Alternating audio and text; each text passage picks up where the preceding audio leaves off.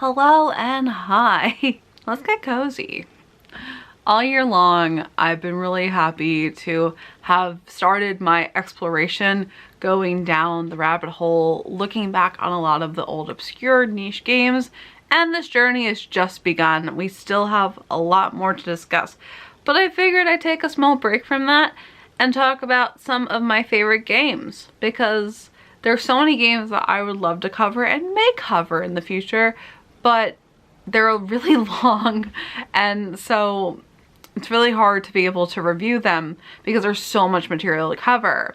So it would have to take a lot more time to delve into those games. Not only that, but one of the reasons I wanted to dive into gaming in general, especially retro gaming, is to cover anything and everything related to gaming. So not just let's plays and reviews I've been doing all year, but some general discussion as well. So I figured, let me share what I love to play normally. And if you've been following the videos, you'll know that a lot of the games that I have played, they're all games that I used to play when I was younger. There's also a lot of games I've never played before, so it's been a really fun journey. Like, this is one of my favorite subjects and interests, so I'm very excited to be able to have the time to be doing the research, to be able to sharing it along with you guys and learning and growing and exploring. But I'm a cozy gamer by heart, and so most of my favorite games that I love to play naturally are cozy. I think that's also why I gravitate towards a lot of the childhood games of the 90s, plus the fact that I played all those games when I was a child for the most part. But I also love seeing anything that's obscure and niche and weird and forgotten. And these games are a lot more popular. Well, I am a big console gamer. I probably mentioned it before when I introduced the fact that I wanted to do more of these gaming videos. I love the console games, so I have a lot of consoles and I'm very happy and I love playing on them. So most of the games that I have here are console based. None of these are in order, of course, but to start things off, the one that I play the most frequently anytime I am playing a game on my own, Animal Crossing New Horizons. I love Animal Crossing so much. Clearly, I've talked about it so much already, and if you haven't seen when I went to Massachusetts, that's one of the most recent ones that I've done, and they had an Animal Crossing overlay in the Boston Aquarium, and I was so ecstatic when I found that out. So I'll leave a link in the description below if you want to check that out. It's Tom Nook! I love it! It's Tom Nook! But I adore Animal Crossing so much and I've been playing it for years. Just like the majority of the population, I really got into it during the pandemic. It was strangely released at the perfect time to be a good sense of comfort during that insanity. I love how deep you can get with personalizing your avatar, your house, and island overall. And I was on the way to making my own little perfect spooky island until I accidentally dropped it into the bathtub and had to get all the parts replaced. My poor Nintendo Switch. So I've been slowly working on rebuilding my island to a new and improved spooky paradise that will be completed in the future. Another series I love and have covered a couple of games of already on this channel, all the Jackbox games, You Don't Know Jack, and if you haven't seen those, I'll also put those in the link in the description. Jackbox Party Pack. So this one is one of the original ones. This one has Strawful, You Don't Know Jack 2015, wow. It's been around for almost a decade. That's insane. And Fibbage. But I have newer versions of it as well.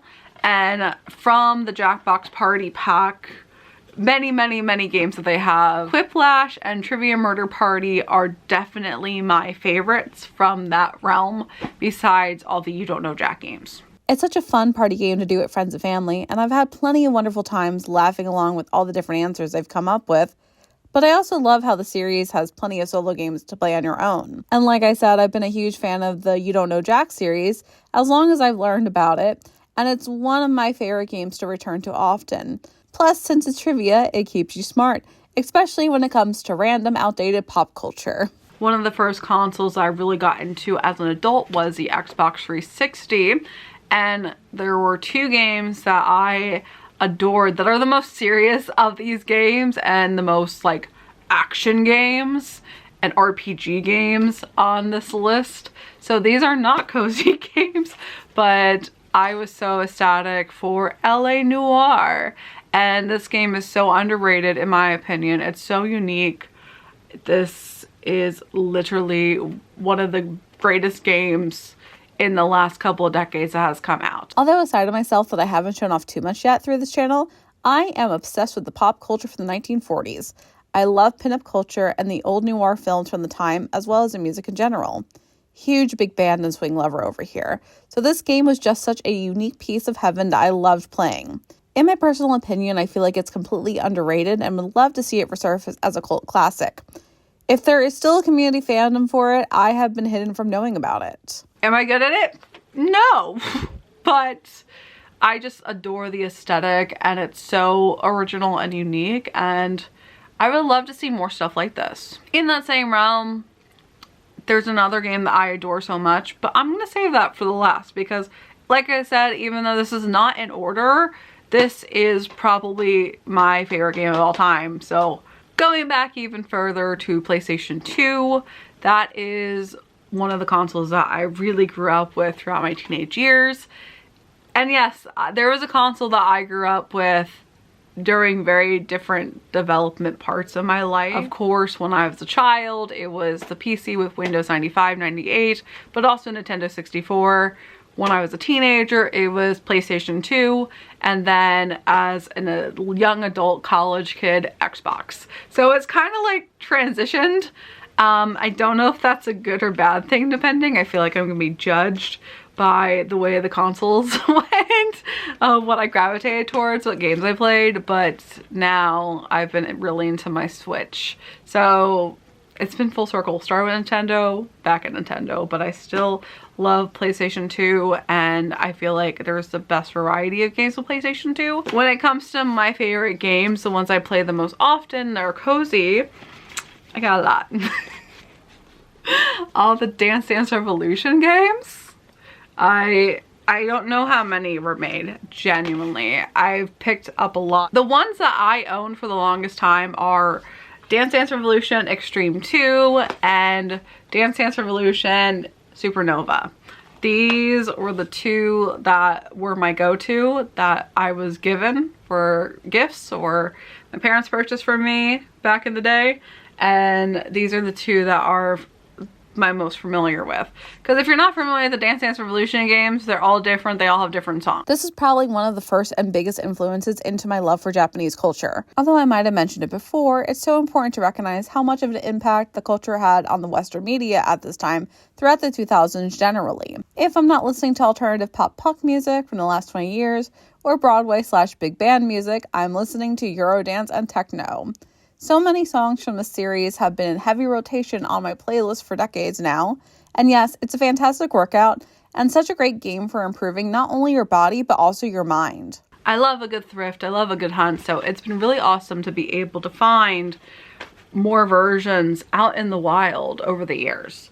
So I do want to cover more of this. This is definitely something I do want to cover within the future, especially when I pair it along with the other dance game that I am obsessed with and still am obsessed with, even though I haven't played the newest versions because it's changing a lot. I don't have all of my disc of those because I literally have every year from Just Dance 3 to Just Dance 2022. And it started out with Just Dance 1, 2, 3. Just Dance 3 was the first one to come on the Xbox. Before that, it was Wii exclusive. And then once they came out with Just Dance 3, it was like 4. And then it changed to the year. So like 2014, 15, 16, and so on. And I literally own every single copy until 2022. From 2022, they changed it. So it was less songs on each of the years, but then they had the unlimited feature. So that changed the whole game. You can purchase a subscription to the unlimited feature, and then you have access to a lot of their backlog for a lot of the songs they've done. Never everything, and I think unfortunately it's going away, which is crazy, and I'm so sad about it. So I have to get back into that because I've been doing Just Dance Unlimited with the 2022 version, but I know they're gonna be up to 2025 now. Compared to Dance Dance Revolution, this one's a lot easier to do, but still so much fun. Genuinely, this is one of the main ways that I do work out and have done for also decades now at this point. It's cozy, it's fun, there's a great variety of songs to dance to, so it never gets old, and I'm so happy this exists. One of the ideas that I did have is to go further with both those games, so you can stay tuned for that in the future. It is definitely a series that I want to cover a lot deeper. The other PlayStation 2 game that I want to feature as one of my favorite cozy games, not really cozy game as much, it is Disney's Extreme Skate Adventure. I was such an emo kid. I loved Viva La Bam, and I wanted to be a skateboarder even though I had no idea how to skateboard. And so this was the family-friendly version of skateboarding games because we were a Disney household my entire life. But genuinely, this is an awesome game, and this is also another game that I want to talk about deeper. But the soundtrack alone, Tony Hawk had some amazing songs on it, but this soundtrack also went really hard too. And by soundtrack, I mean like 5 songs. They have Real Big Fish's Sell Out and Simple Plan as options. Holy Warp Tour, Tony Hawk's Pro Skater doesn't have that. Not everything needs to be serious, and I have a lot of nostalgia tied to this game since this was the approved outlet I had to the skateboarding world back in the day, and I'm sure I'm not the only one. Plus, all the grinding games are still fun to do. I also played Tony Hawk's Pro Skater.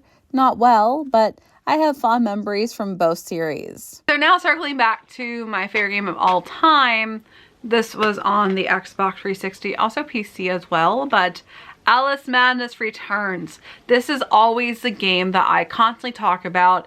I adore this game so much. This is like the perfect mix of gothic fantasy. I know that America's McGee's Alice came out a lot earlier and we were supposed to get a third one, but EA screwed us all over. I've always been drawn to the art of Alice and how many different versions of her story end up ranging on the much more mature and darker side, and this one is no exception. I genuinely don't think there's a better game than this. I know this is very niche, but this is such a masterpiece of a game, and it is literally over a decade old at this point, and this is literally the most beautiful, breathtaking game. It's so long, it's filled with so much contact, and this is my favorite game that I've ever played of all time. It's like a legit, serious game with a great storyline, very, very serious elements in said storyline, but I still hope that somehow we can get a loophole and he can still make the third game to this, even though EA screwed us all over. For those not familiar, EA is holding on to the rights from this game, but yet won't move forward with anything, so it's stuck in a limbo graveyard. A bit fitting with how dark this game is, but so tragic, especially when there's so much story that could continue. I'm so happy it's still talked about. I'm so happy it still has a following, and yes, this is also another game I want to talk about deeper and how much I love about it. But for now, quick highlights of it. And like I said, this is just a little brief synopsis of my favorite ones that I play the most often and will go back to and revisit all the time, compared to a lot of the other games that I've talked about on this channel so far and will talk about in the future are games that I haven't touched in a very long time or only play once just to experience it. So that was my little show and tell so far, but let me know if any of these games are also your favorites, or let me know what some of your favorite games are, because I love the show and tell element here. So as always, stay tuned for a lot more gaming content in the future, but until then, I'll see you in the next one.